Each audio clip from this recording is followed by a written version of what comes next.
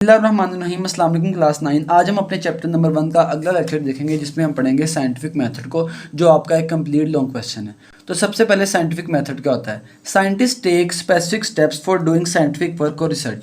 जो साइंसदान हैं वो साइंटिफिक वर्क को या रिसर्च को सॉल्व करने के लिए कुछ खास स्टेप्स का इख्तियार करते हैं। उन स्टेप्स को हम क्या कहते हैं? Scientific method.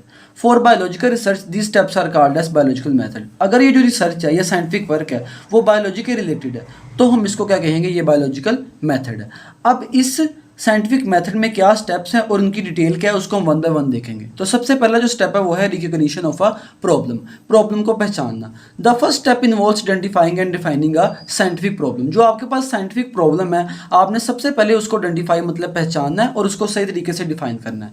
जो साइंटिफिक प्रॉब्लम है वो कोई ना कोई स्पेसिफिक इशू भी हो सकता है या कोई ना कोई फिनोमिनॉन भी हो सकता है।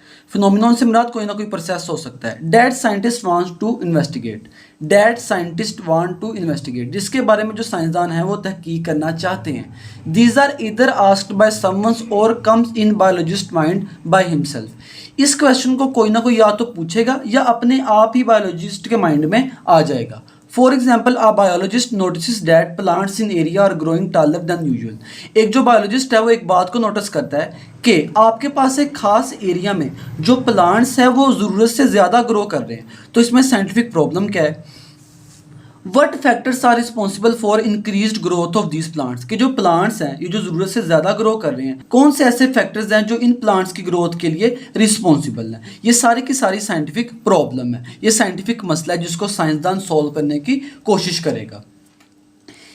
इसके बाद जो अगला स्टेप है वो है observation. Scientist make observation about problem. जो साइंसदान हैं वो प्रॉब्लम के बारे में ऑब्जर्वेशन मतलब मुशाहिदा करेगा। They use 5 senses of taste, smell, touch, hear, सी।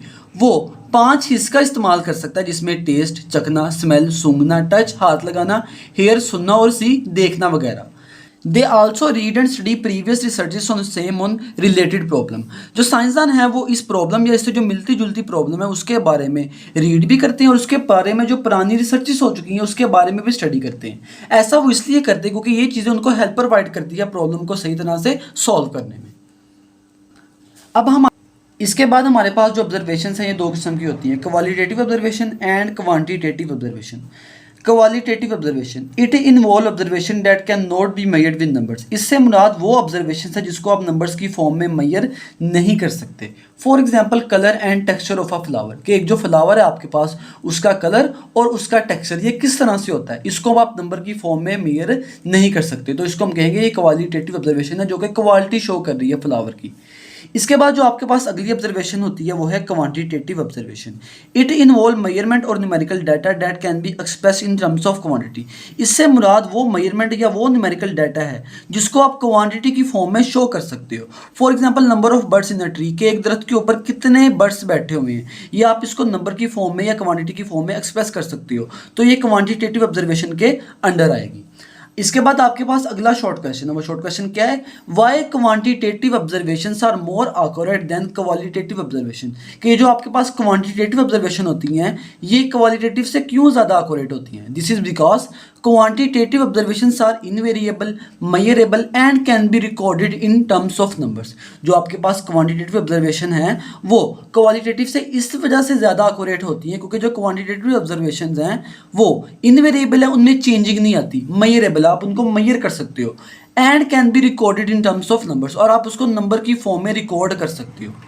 जो थर्ड स्टेप है वो है hypothesis. On basis of observation, observation की बुनियाद के ऊपर scientist develop a statement that prove the answer of scientific problem under study. जो साइंसदान हैं वो एक स्टेटमेंट को डिवेलप करते हैं जो क्या करती है, जो आपके पास साइंटिफिक प्रॉब्लम है उसके आंसर को प्रूव कर सकती है। इस तरह की स्टेटमेंट को हम क्या कहेंगे? हाइपोथेसिस कहेंगे। Such tentative answer of scientific problem is called as hypothesis. Tentative answer से मुराद आर्जी तौर पर जो आंसर दिया जाए। तो इस तरह का जो आर्जी आंसर है जो कि साइंटिफिक प्रॉब्लम के बारे में दिया जाता है हम उसको क्या कहते हैं? हाइपोथेसिस कहते हैं। इसके बाद है हमारे पास इसके कैरेक्टरिस्टिक्स ऑफ हाइपोथेसिस के हाइपोथेसिस की क्या खसूसियात हैं। It is a proposed statement to answer the problem को आंसर करने के लिए ये एक तजवीज़ शुदा स्टेटमेंट होती है। It always matches with the available observation, जो आपके पास मौजूदा मुशाहदे होते हैं ये उनके साथ हमेशा मैच करती है।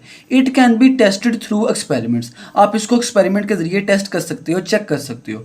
There is always a way to disprove hypothesis को डिसप्रूव करने के लिए, गलत साबित करने के लिए हमेशा कोई ना कोई तरीका मौजूद होता है। इसके बाद हमारे पास जो फोर्थ स्टेप है वो है deduction. Scientist develop logical results from their hypothesis, जो साइंसदान हैं वो अपनी हाइपोथेसिस से अकली रिजल्ट निकालते हैं। हम उन अकली रिजल्ट्स को क्या कहते हैं? डिडक्शंस कहते हैं। Such logical results of hypothesis are called as deduction. It follows if then statement, ये इफ देन स्टेटमेंट को फॉलो करती है। अब ये इफ देन स्टेटमेंट क्या है? Scientist assume that if hypothesis is correct then what might be the result. Scientist ये assume करते हैं, ये सपोज करते हैं कि अगर हमारी जो हाइपोथेसिस है वो सही है तो इसके क्या रिजल्ट्स हो सकते हैं। हम इसकी एग्जांपल पढ़ेंगे, इंशाल्लाह आपको समझ आ जाएगी।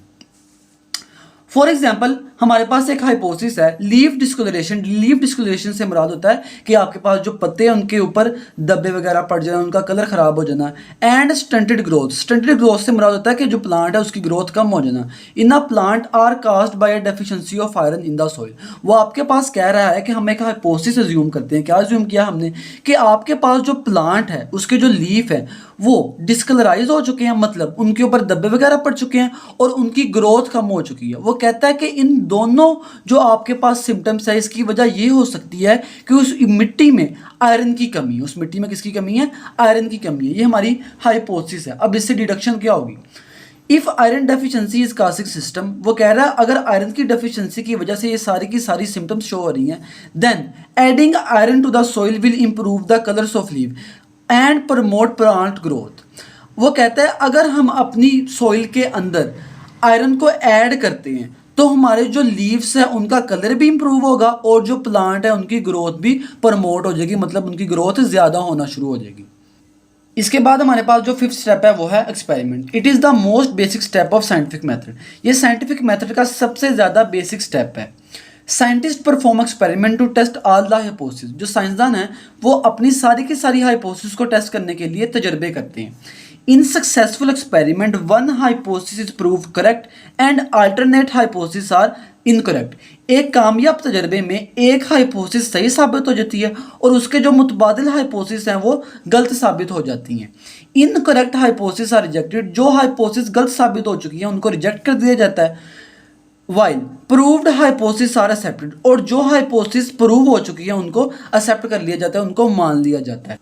मोर deductions are made from accepted one. जो हाइपोथेसिस एक्सेप्ट हो चुकी है हम उससे और ज़्यादा डिडक्शन को डेवलप करते हैं, मतलब लॉजिकल रिजल्ट्स को डेवलप करते हैं। And further experiments are perform to confirm correctness of hypothesis, और हम और तजर्बे करते हैं ताकि हम अपनी हाइपोथेसिस की करेक्टनेस को कंफर्म कर चुके हैं। अब हम जब भी एक्सपेरिमेंट करते हैं तो हमारे पास दो किस्म के ग्रुप होते हैं, एक एक्सपेरिमेंटल ग्रुप होता है और एक कंट्रोल ग्रुप होता है। अब सबसे पहले आपको वेरिएबल का पता होना चाहिए। अब हम जो भी प्रोसेस को चेक करेंगे उसके लिए हम वेरिएबल सेट करेंगे, एक फैक्टर को सेट करेंगे, एक चीज़ को सेट करेंगे कि हमने इस वेरिएबल को चेक करना है, इस चीज़ की क्या अहमियत है इस प्रोसेस में उसको चेक करना है। तो सबसे पहले experimental group, it is the group which is not provided with the variable that has to be tested. Experimental group में हमने अपना जो ग्रुप है उसको वो वेरिएबल फराहम नहीं करना जिसको हमने टेस्ट करना है। और उसके बरक्स control group, it is the control group, it is the group which is provided with the variable that has to be tested. और हमने अपने इस ग्रुप में उस वेरिएबल को ज़रूर ऐड करना है जिसको हमने टेस्ट करना है। इसकी हम एग्जांपल समझते हैं, इंशाल्लाह आपको समझ आ जाएगी। For example, to check necessity of carbon dioxide for photosynthesis this group is not provided with the CO2। हमने चेक करना है कि जो कार्बन डाइऑक्साइड है उसकी फोटोसिंथेसिस के लिए क्या अहमियत है, तो हम अपने एक्सपेरिमेंटल ग्रुप को CO2 प्रोवाइड नहीं करेंगे। ऑन द अदर हैंड हमारा जो कंट्रोल ग्रुप है हम उसको CO2 प्रोवाइड करेंगे ताकि हम चेक कर सकें कि जो CO2 है उसकी फोटोसिंथेसिस में क्या अहमियत है। इसके बाद हमारे पास जो 6th स्टेप है वो है result.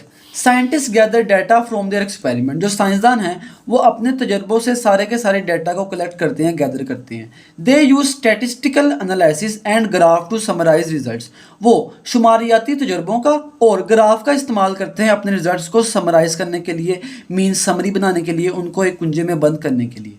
Results refers to the data और observation collected after performing an experiment. Result से मुराद वो डाटा या वो मुशाहदा है जिसको किसी एक खास तजर्बे के बाद कलेक्ट किया जाए, उसको हम रिजल्ट्स कहते हैं। इसके बाद हमारे पास जो अगला टॉपिक है वो है थ्योरी एंड लॉ। सबसे पहले थ्योरी से क्या मुराद है? When experiments prove a hypothesis correct, जब बहुत ज़्यादा तजर्बे किसी एक हाइपोथेसिस को सही साबित कर देते हैं, scientist use such hypothesis for making further hypothesis, तो जो साइंसदान हैं वो उस सही वाली हाइपोथेसिस का इस्तेमाल करते हैं और ज़्यादा हाइपोथेसिस को बनाने के लिए। When new hypothesis are again proved by experiment, अब हमने जो नई हाइपोथेसिस डेवलप की थी वो भी तजर्बों के ज़रिए सही साबित हो जाती हैं, the original hypothesis becomes a theory. तो जो हमारे पास ओरिजिनल हाइपोथेसिस है जिससे हमने नई हाइपोथेसिस बनाई थी वो एक थ्योरी की शक्ल इख्तियार कर जाती है। अ theory is supported by extensive evidence, एक थ्योरी को बहुत ज़्यादा जो सबूत है उसकी सपोर्ट होती है, and it is repeatedly validated bye multiple researches, और हमारे पास तस्दीक शुदा रिसर्चेस के साथ भी थ्योरी को सपोर्ट होता है। For example theory of natural evolution explains how species change over time through natural selection. अब नेचुरल सिलेक्शन से क्या मुराद है? नेचुरल सिलेक्शन से मुराद ये है कि आपके पास जो नेचर है वो जानदारों को सिलेक्ट करती है उनकी खसूसियात की बुनियाद पर। मिसाल के तौर पर वो जानदार जिसकी खसूसियात उसके इन्वायरमेंट के लिहाज से बेस्ट फिट बैठेगी वही अपने इन्वायरमेंट में ज़्यादा ग्रो कर पाएगा और वही अपने जानदारों को ज़्यादा आगे बढ़ा सकेगा। तो जो आपके पास थ्योरी ऑफ एवोल्यूशन है ये एक्सप्लेन करती है कि किस तरह से जो स्पीशीज़ हैं ये वक्त के साथ साथ चेंज होती हैं नेचुरल सिलेक्शन के ज़रिए। तो थ्योरी ऑफ एवोल्यूशन एक एग्जाम्पल है किसकी? थ्योरी की।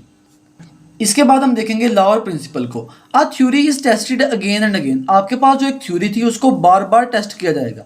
If a theory is proved again and again by experiments, अगर तजर्बे करने के बावजूद जो थ्योरी है वो सही साबित होती रहे, इट बिकम्स अ लॉ और प्रिंसिपल, हम उसको कहेंगे ये कानून बन चुका है। A scientific law is uniform and constant fact of nature, जो आपके पास एक साइंटिफिक लॉ है वो यूनिफॉर्म और कॉन्स्टेंट फैक्ट ऑफ नेचर है, मतलब ऐसी कुदरत की हकीकत है जिसमें वक्त के साथ साथ कोई चेंज नहीं आता, जो हमेशा मुसलसल रहती है, जिसमें कोई चेंज नहीं आता। For example Hardy Weinberg law, ये दो साइंसदान थे हार्डे वेनबर्ग जिन्होंने अलील फ्रीक्वेंसी के बारे में आपको एक लॉ दिया था। और इसके बाद है Mendel's law of inheritance, Mendel भी एक साइंसदान था जिसने इनहेरिटेंस मतलब विरासत के बारे में आपको एक लॉ दिया था। तो ये दो एग्जांपल्स हैं किसकी? लॉ और प्रिंसिपल की। इसके बाद हमारे पास flow chart of scientific method. अब जितनी भी हमने चीज़ें पढ़ी थी हम उसको एक फ्लो चार्ट की फॉर्म में देखेंगे। तो सबसे पहले आपने बायोलॉजिकल प्रॉब्लम को देखा, ऐसी प्रॉब्लम जो लाइफ के साथ रिलेटेड हो। बायोलॉजिकल प्रॉब्लम को आइडेंटिफाई करने के बाद हम उसके बारे में ऑब्जर्वेशन करेंगे, मुशाहिदा करेंगे। मुशाहिदा करने के बाद हम उसके बारे में एक आर्जी आंसर डेवलप करेंगे, एक टेंटेटिव आंसर डेवलप करेंगे जिसको हम क्या कहते हैं? हाइपोथेसिस। हाइपोथेसिस के बाद हम एक अकली रिजल्ट बनाएंगे जिसको हम क्या कहते हैं? डिडक्शन। डिडक्शन के बाद हम एक्सपेरिमेंट करेंगे। एक्सपेरिमेंट में हमारे पास दो किस्म के ग्रुप आते हैं, एक एक्सपेरिमेंटल ग्रुप है और दूसरा क्या है? Control group. एक्सपेरिमेंट्स के बाद हम क्या करेंगे? अपने एक्सपेरिमेंट से रिजल्ट को डेवलप करेंगे। अगर हमारे रिजल्ट हमारी हाइपोथेसिस के साथ मैच नहीं करेंगे तो हम अपनी हाइपोथेसिस को दोबारा से डेवलप करेंगे, और अगर हमारे रिजल्ट्स प्रूव हो जाते हैं तो हम उसकी रिपोर्टिंग तैयार करेंगे, उसकी रिपोर्ट बनाएंगे और उसकी फर्दर टेस्टिंग करेंगे, उसको बार बार टेस्ट करेंगे। अगर वो बार बार टेस्ट करने के बाद अगेन प्रूव होती जाए तो हम उसको कहेंगे कि थ्योरी बन चुकी है, और अब हम थ्योरी को भी बार बार टेस्ट करेंगे। अगर थ्योरी को बार बार टेस्ट करने के बाद ये भी गलत प्रूव ना हो, हमेशा सही प्रूव होती हो, तो हम उसको कहेंगे ये लॉ बन चुका है या ये प्रिंसिपल बन चुका है। तो ये था हमारा आज का लेक्चर। उम्मीद करता हूँ आप लोगों को समझ आई होगी। मिलते हैं अपने अगले लेक्चर में। अल्लाह हाफिज़।